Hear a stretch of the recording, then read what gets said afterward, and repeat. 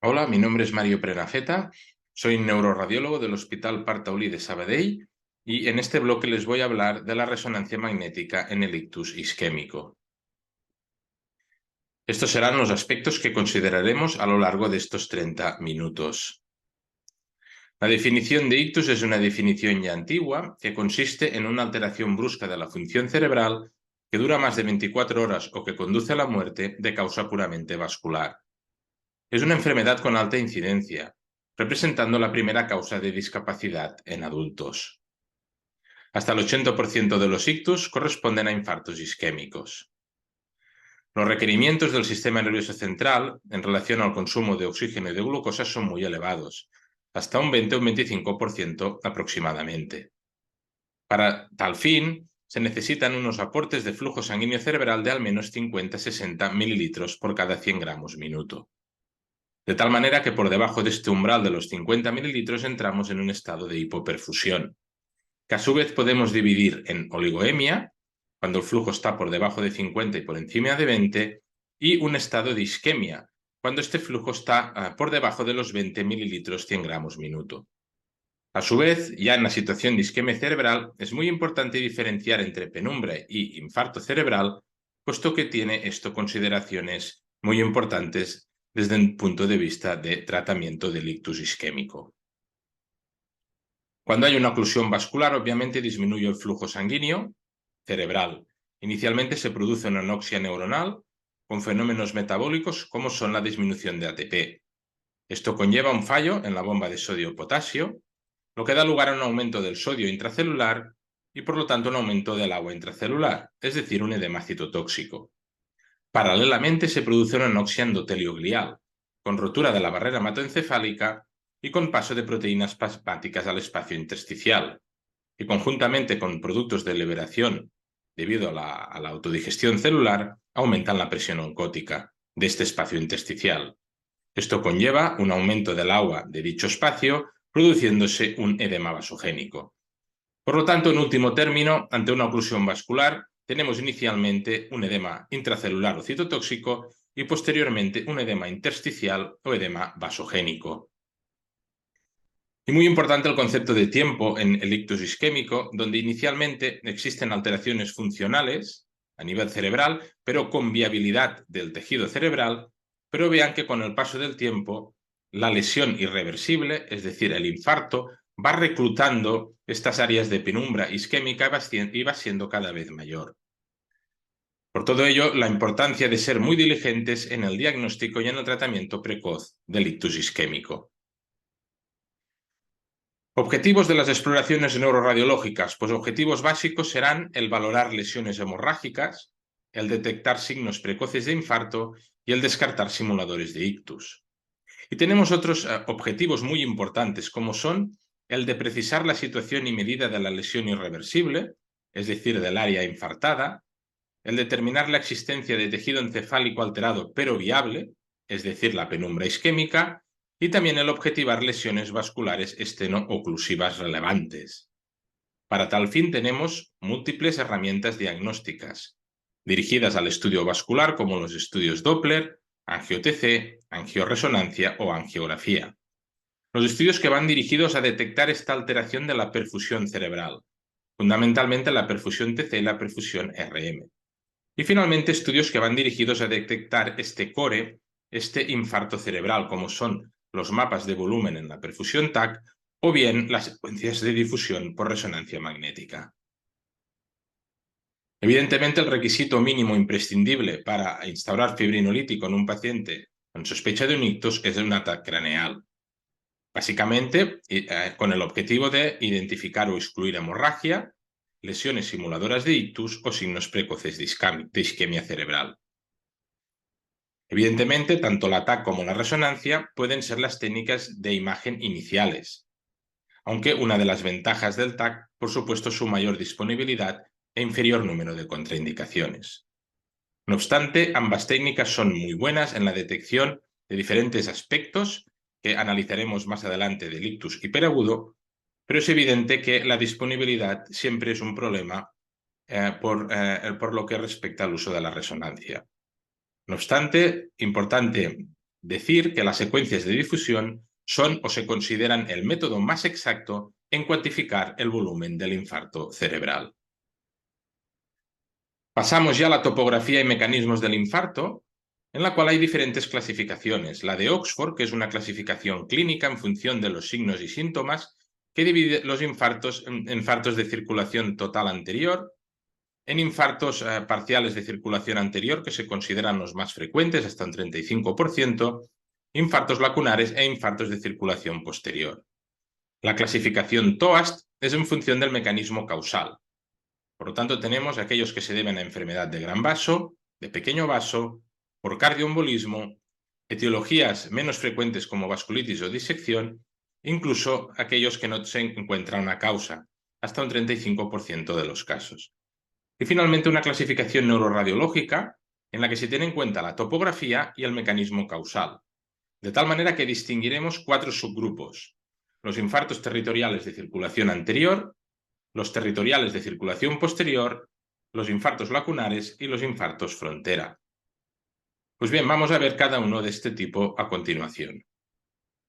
Los infartos territoriales de circulación anterior más frecuentes son los que afectan al territorio vascular de la arteria cerebral media, siendo la topografía, o mejor dicho, la etiología más frecuente, el cardioembolismo.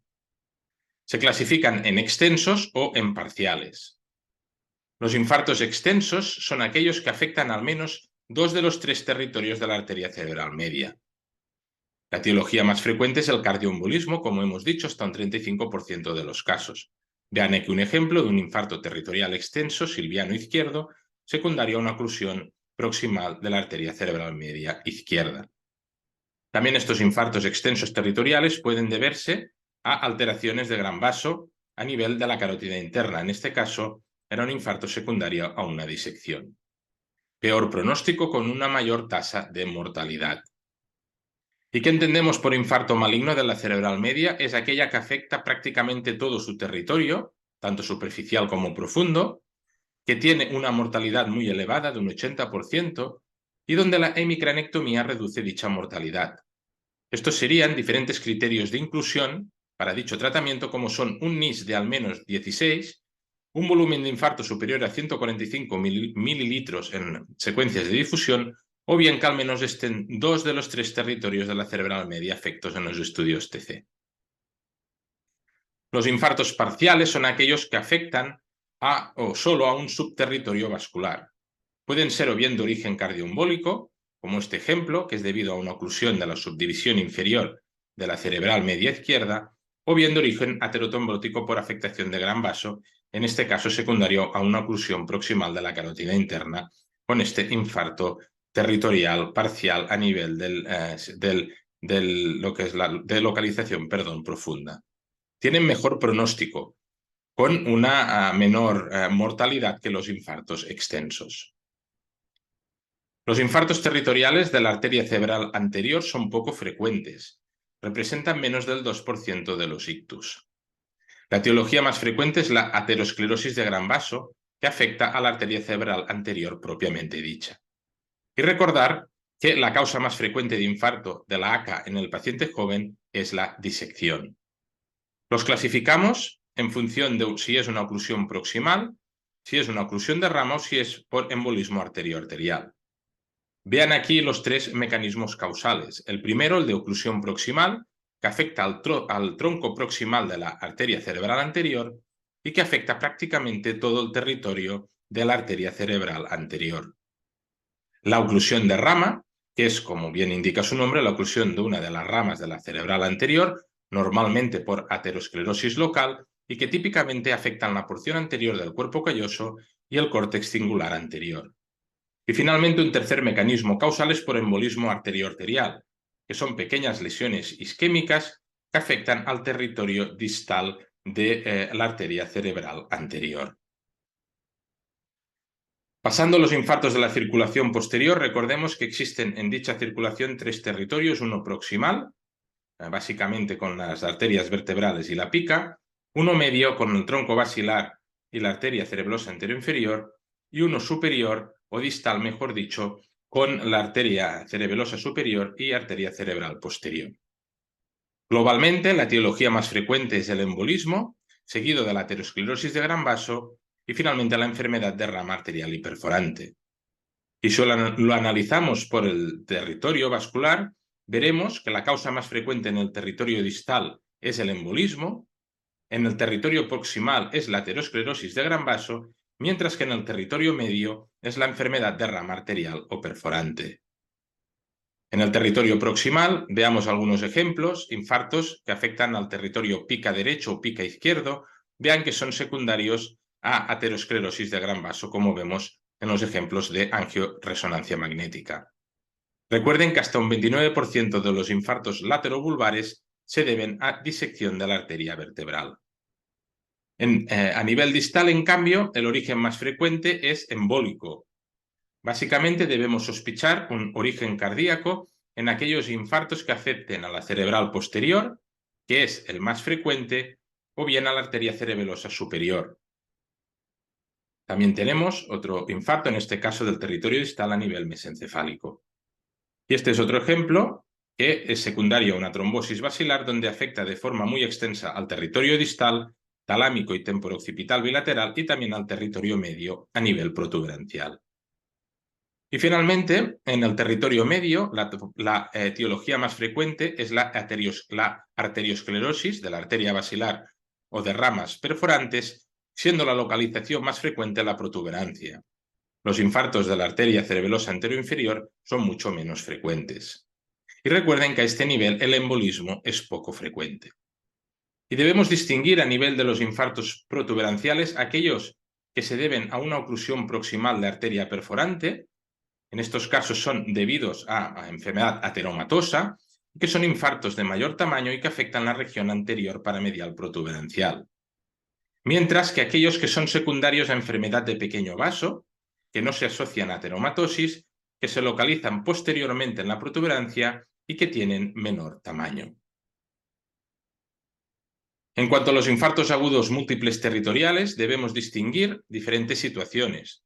Pueden estar localizados en la circulación anterior en un hemisferio, en circulación anterior en ambos hemisferios o limitados en la circulación posterior. En estos tres escenarios, recuerden que la patología o el mecanismo causal más frecuente es la aterosclerosis de gran vaso. Mientras que aquellos que afecten a esos infartos múltiples en circulación anterior y posterior, la etiología más frecuente es el embolismo. Los infartos lacunares representan de un 20 a un 25% de los infartos isquémicos en estas localizaciones. Clínicamente dan estos síndromes lacunares típicos descritos por Miller-Fisher. Se deben a una oclusión de arteria perforante de un tamaño inferior o igual a 15 milímetros, pero se aceptan hasta 20 milímetros en la fase aguda del infarto lacunar. El mecanismo causal más frecuente es la enfermedad del pequeño vaso, hasta un 75% de los casos. Y debemos distinguir entre infartos lacunares grandes, que son aquellos que se deben a oclusión proximal de una arteria perforante, debido a microateromatosis, como vemos en los ejemplos, que normalmente no asocian lesiones isquémicas o hemorrágicas crónicas. A diferencia de los infartos lacunares pequeños, que son por afectación de lesión o por afectación de arterias perforantes de pequeño calibre, que son por arteriopatía no aterosclerótica, por lipohialinosis. Normalmente se asocian a lesiones isquémicas o hemorrágicas crónicas, como vemos en los ejemplos, y como factores de riesgo están la hipertensión arterial y la diabetes. Y finalmente los infartos frontera, que representan de un 10% de los infartos. Se localizan en la unión distal de dos territorios arteriales y representan un 75% de los ictus tardíos y un 5% de los ictus iniciales en oclusiones de la arteria carótida interna. El mecanismo causal no está muy claro. Fundamentalmente dos factores predisponentes: la menor presión de perfusión que existe en estas localizaciones y también la presencia de microembolismos. Estos émbolos son, digamos, de más difícil eliminación, tienen un lavado peor en estas regiones frontera. Se clasifican en infartos frontera externos corticales anteriores, en el territorio frontera ACA-ACM, infartos externos corticales posteriores, entre los territorios frontera ACM-ACP, y en los infartos frontera internos subcorticales entre el territorio superficial y profundo de la arteria cerebral media.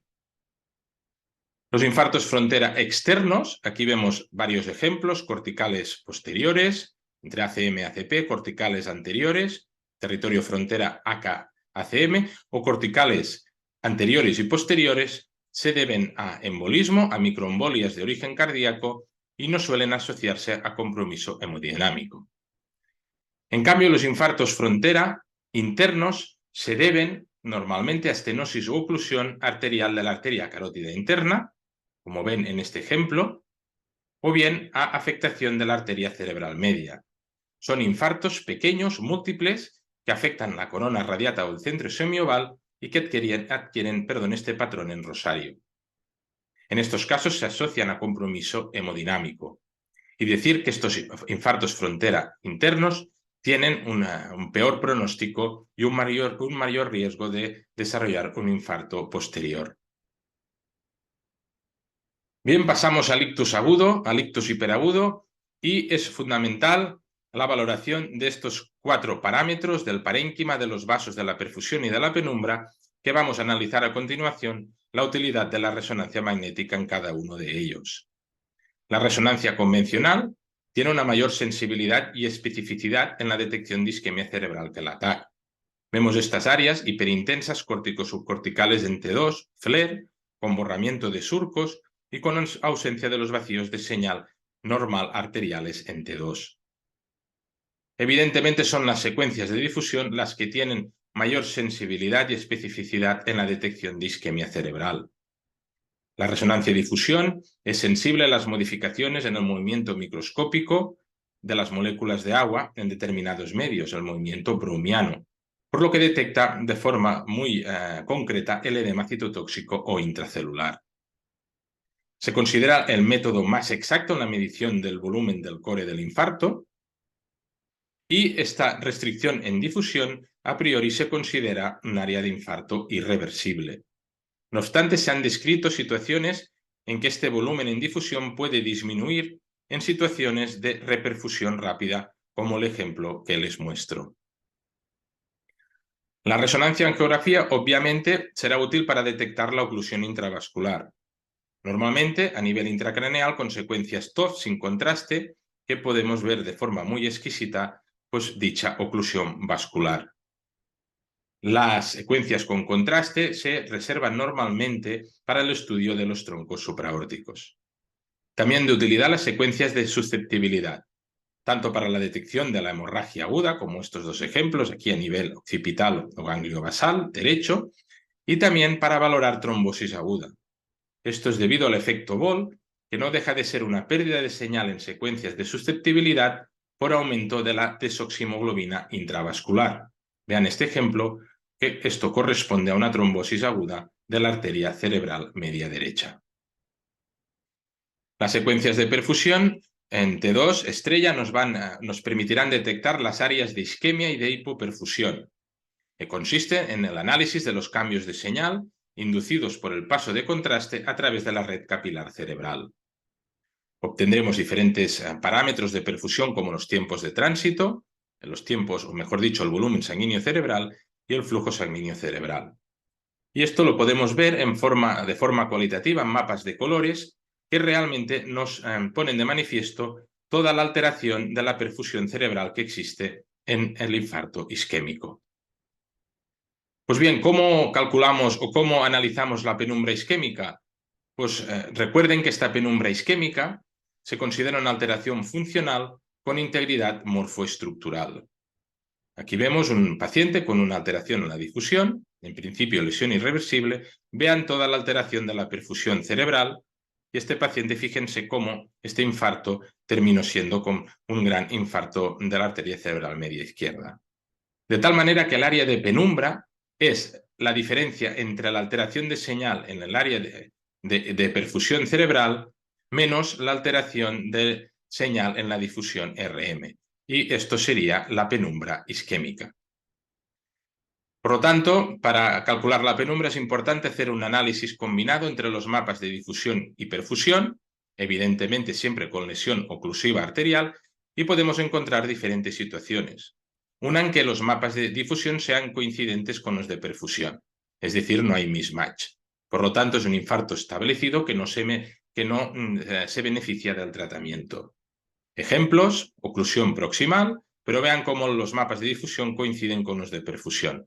No hay mismatch, no se beneficia del tratamiento. Este otro paciente, en la que también hay una oclusión de la cerebral media derecha, mapa de difusión que coincide con el mapa de perfusión, por lo tanto, tampoco se beneficia del tratamiento. La segunda situación es que los mapas de difusión sean menores a los de perfusión. Y podemos encontrar poca penumbra, que son aquellos en que el core es extenso y la hipoperfusión es algo mayor. Muchos de ellos pues no se van a tratar, especialmente aquellos en que la extensión lesional del core sea superior al 50% del territorio silviano. En contraposición, la situación mejor es que haya mucha penumbra, es decir, que el core del infarto sea pequeño y la hipoperfusión sea extensa, al menos que haya una discordancia superior al 20%. Veamos ejemplos. Evidentemente, ante un infarto de este calibre en las secuencias de difusión, pues este paciente, a pesar de la oclusión vascular, no lo trataríamos debido a la gran extensión lesional en la difusión. Pero vean este otro ejemplo: paciente con oclusión vascular, segmento M1 distal. Vean el core pequeño, con afectación insular. Fíjense la importante alteración en perfusión, por lo tanto, hay una discordancia y mismatch positivo, paciente que trataremos, ya sea endovascular o bien por fibrinolisis. O bien este otro paciente en la que hay una gran oclusión vascular, fíjense proximal, una importante discordancia entre los mapas de difusión-perfusión, fíjense en azul clarito, la penumbra isquémica, por lo tanto es un paciente que se va a beneficiar del tratamiento. Y finalmente una situación ya ideal, que es que la difusión sea normal y que tengamos hipoperfusión en el contexto de una oclusión vascular, como vemos en este ejemplo, aunque obviamente estos son casos muy poco frecuentes, puesto que muchos pacientes ya tienen al menos una alteración en secuencias de difusión. Y finalmente el mismatch difusión T2-FLAIR, en los cuales vemos, en este caso, que es coincidente, es decir, que la alteración de señal en difusión coincide con la alteración de señal en FLAIR. ¿Qué nos indica esto? Que estamos ante un infarto agudo establecido de más de 6 horas de evolución. Por lo tanto, si los mapas son coincidentes, podemos decir que este paciente no tiene mismatch y que por lo tanto no se va a beneficiar del tratamiento. Pasándoles al infarto, o mejor dicho, al ataque isquémico transitorio, la definición clásica es la de déficits neurológicos de causa vascular con resolución completa en menos de 24 horas. Por lo tanto, se asume que es una alteración transitoria sin lesión cerebral. No obstante, los estudios de difusión que se realizaron ante esta definición vieron que existía una positividad de dichos estudios hasta en un 43% de los pacientes de media, siendo lesiones pequeñas, múltiples, sin predilección en su localización. Por tanto, la definición consenso que se propuso en 2009 del ataque isquémico transitorio es el de que se trata de episodios breves de disfunción neurológica por isquemia cerebral medular o retiniana no asociados a infarto agudo. Por lo tanto, si vemos esta situación, lesiones isquémicas en difusión corresponden a un infarto, mientras que si no hay lesiones hablaremos de ataque isquémico transitorio. Se considera, no obstante, un importante signo de alarma en el espectro de condiciones graves que involucran la isquemia cerebral, y es un marcador de discapacidad actual o inminente y riesgo de muerte. El riesgo de infarto es de un 5% en la primera semana y de un 10 a un 20% en los primeros 90 días. ¿Cuáles son las recomendaciones en el AIT? Pues fundamentalmente una imagen cerebral y una imagen vascular. La imagen cerebral a poder ser con resonancia magnética con secuencias de difusión. La imagen vascular básicamente es una imagen vascular no invasiva del cuello y de los vasos intracraneales, bien sea con estudios Doppler, angiotac o bien angioresonancia. Y muy importante es que esta imagen cerebral y vascular debe realizarse en las primeras 12 a 24 horas del ataque isquémico transitorio. Y pasamos ya a la última parte de la charla, que son los simuladores. ¿Qué son los simuladores de ictus? Son un grupo heterogéneo de patologías que se presentan con un déficit neurológico focal de etiología diferente a la del ictus. Representan de un 20 a un 30% de los casos De hecho, del 1,5 al 15% de los pacientes que reciben trombolisis son simuladores, si bien la mayoría podrían ser diagnosticados. Como factores predisponentes son pacientes jóvenes del sexo femenino, con baja puntuación en la escala NIS, con síntomas neurológicos no congruentes, crisis comerciales o deterioro cognitivo. Y muy importante es que en la historia médica no suelen haber factores de riesgo cardiovascular. Desde un punto de vista etiológico, tenemos muchísimas entidades representando en este metaanálisis la causa más frecuente de pseudoictus, la epilepsia, seguido de los síncopes, la sepsis, los trastornos funcionales o trastornos relacionados con la cefalea, etcétera, etcétera. Les muestro un ejemplo típico, paciente con parestesias en hemicuerpo izquierdo que presenta esta alteración de señal en difusión, de topografía posterior, también a nivel talámico, con este patrón de hipoperfusión en la resonancia y sin oclusión vascular.